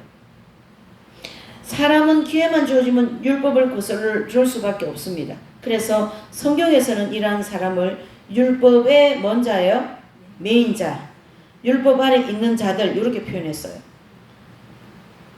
자, 그러면 이러한 죄인들이 아무 공로 없이 죄사함을 즉 모든 죄에 대하여 회개만 하면 가령을 받게 된다. 그거지 않습니까? 그러니까 오늘 이 4절 1장에서 7절 8절까지의 말씀이 결론이 뭡니까? 결과적으로 또 뭐예요? 믿음으로 이렇게 된다라는 결론을 내려주는 거죠.